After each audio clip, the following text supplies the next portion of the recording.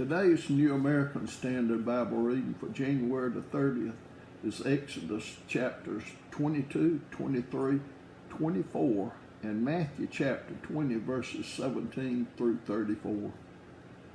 Exodus chapter 22. If a man steals an ox or a sheep and slaughters it or sells it, he shall pay 5 oxen for the ox and 4 sheep for the sheep. If the thief is caught while breaking in and is struck so that he dies, there will be no blood guiltness on his account. But if the sun has risen on him, there will be blood guiltness on his account. He shall surely make restitution. If he owns nothing, then he shall be sold for his theft. If what he stole is actually found alive in his possession, whether an ox or a donkey or a sheep, he shall pay double. If a man lets a field or vineyard be grazed bare and lets his animal loose so that he grazes in another man's field, he shall make restitution from the best of his own field and the best of his own vineyard. If a fire breaks out and spreads to thorn bushes, so that stacked grain or the standing grain or the field itself is consumed, he who started the fire shall surely make restitution. If a man gives his neighbor money or goods to keep for him, and it is stolen from the man's house, if the thief is caught, he shall pay double. If the thief is not caught, then the owner of the house shall appear before the judges to determine whether he laid his hands on his neighbor's property. For every breach of trust, whether it is for ox, for donkey, for sheep, for clothing, or for any lost thing about which one says, "This is it," the case of both parties shall come before the judges. He whom the judges condemn shall pay double to his neighbor. If a man gives his neighbor a donkey, an ox, a sheep, or any animal to keep for him, and it dies or is hurt or is driven away while no one is looking, an oath before the Lord shall be made by the two of them that has not laid hands on his neighbor's property, and its owner shall accept it, and he shall not make restitution. But if it is actually stolen from him, he shall make restitution to its owner. If it is all torn to pieces, let him bring it as evidence. He shall not make restitution for what has been torn to pieces. If a man borrows anything from his neighbor and it is injured or dies while its owner is not with it, he shall make full restitution. If its owner is with it, he shall not make restitution. If it is hired, it came for its hires. If a man seduces a virgin who is not engaged and lies with her, he must pay a dowry for her to be his wife. If her father absolutely refuses to give her to him, he shall pay money equal to the dowry for virgins. You shall not allow a sorceress to live. Whoever lies with an animal shall surely be put to death. He who sacrifices to any god other than to the Lord alone shall be utterly destroyed. You shall not wrong a stranger or oppress him, for you were strangers in the land of Egypt. You shall not afflict any widow or orphan. If you afflict him at all, and he does cry out to me, I will surely hear his cry, and my anger will be kindled, and I will kill you with the sword, and your wives shall become widows, and your children fatherless. If you lend money to my people, to the poor among you, you are not to act as a creditor to him. You shall not charge him interest. If you ever take your neighbor's cloak as a pledge, you are to return it to him before the sun sets, for that is his only covering. It is his cloak for his body. What else shall he sleep in? And it shall come about that when he cries out to me, I will hear him, for I am gracious. You shall not curse God, nor curse a ruler of your people. You shall not delay the offering from your harvest and your vintage. The firstborn of your sons you shall give to me. You shall do the same with your oxen and with your sheep. It shall be with its mother 7 days. On the 8th day you shall give it to me. You shall be holy men to me. Therefore you shall not eat any flesh torn to pieces in the field. You shall throw it to the dogs. Exodus chapter 23. You shall not bear a false report. Do not join your hand with a wicked man to be a malicious witness. You shall not follow the masses in doing evil, nor shall you testify in a dispute, so as to turn aside after a multitude in order to pervert justice. Nor shall you be partial to a poor man in his dispute. You meet your enemy's ox or his donkey wandering away, you shall surely return it to him. If you see the donkey of one who hates you lying helplessly under its load, you shall refrain from leaving it to him. You shall surely release it with him. You shall not pervert the justice due to your needy brother in his dispute. Keep far from a false charge, and do not kill the innocent or the righteous, for I will not acquit the guilty. You shall not take a bribe, for a bribe blinds the clear-sighted and subverts the cause of the just. You shall not oppress a stranger, since you yourselves know the feelings of a stranger, for you also were strangers in the land of Egypt. You shall sow your land for 6 years and gather in its yield, but on the 7th year you shall let it rest and lie fallow, so that the needy of your people may eat. And whatever they leave, the beasts of the field may eat. You are to do the same with your vineyard and your olive grove. 6 days you are to do your work, but on the 7th day you shall cease from labor, so that your ox and your donkey may rest, and the son of your female slave as well as your stranger may refresh themselves. Now concerning everything which I have said to you, be on your guard, and do not mention the name of other gods, nor let them be heard from your mouth. 3 times a year you shall celebrate a feast to me. You shall observe the feast of unleavened bread. For 7 days you are to eat unleavened bread, as I commanded you, at the appointed time in the month Abib. For in it you came out of Egypt, and none shall appear before me empty-handed. Also you shall observe the feast of the harvest of the firstfruits of your labors from what you sow in the field. Also the feast of the ingathering at the end of the year, when you gather in the fruit of your labors from the field. 3 times a year all your males shall appear before the Lord God. You shall not offer the blood of my sacrifice with leavened bread, nor is the fat of my feast to remain overnight until morning. You shall bring the choice first fruits of your soil into the house of the Lord your God. You are not to boil a young goat in the milk of its mother.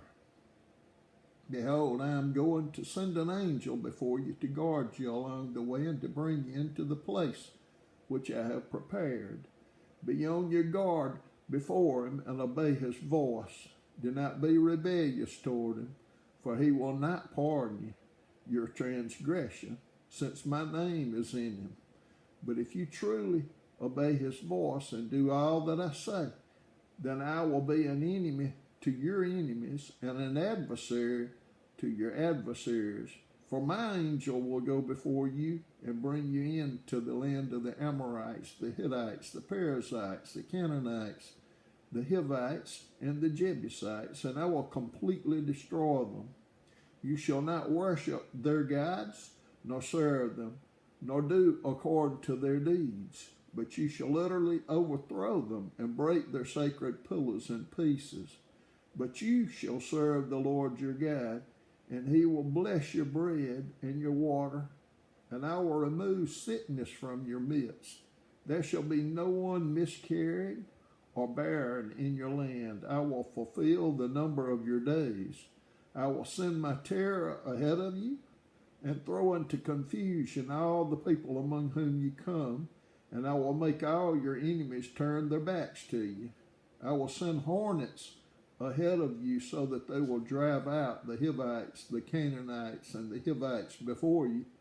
I will not drive them out before you in a single year, that the land may not become desolate, and the beasts of the field become too numerous for you. I will drive them out before you little by little, until you become fruitful and take possession of the land.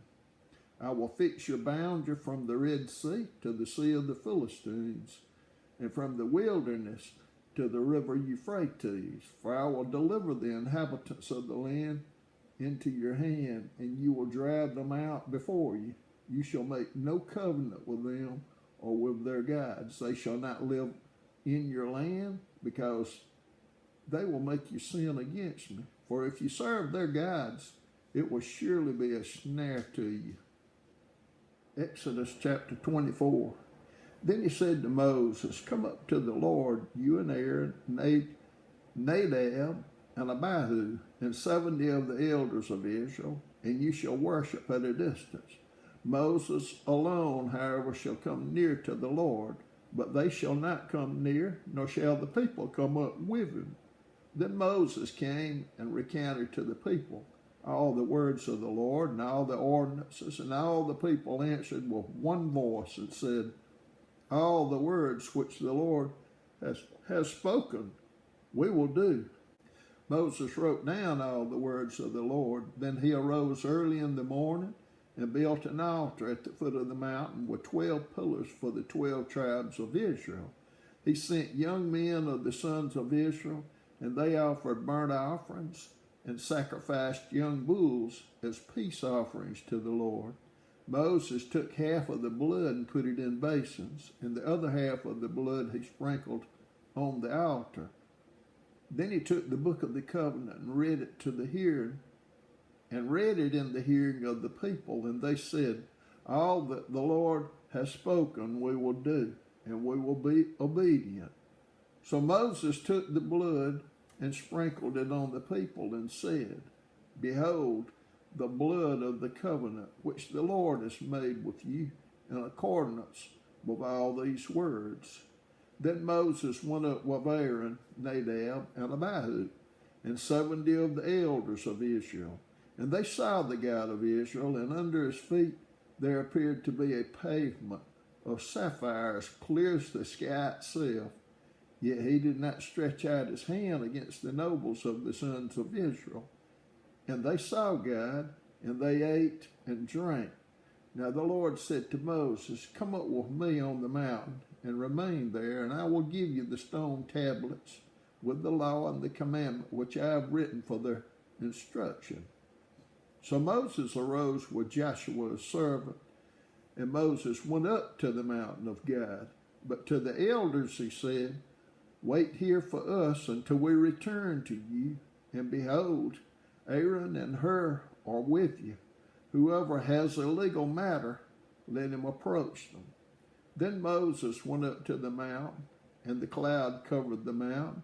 The glory of the Lord rested on Mount Sinai, and the cloud covered it for 6 days.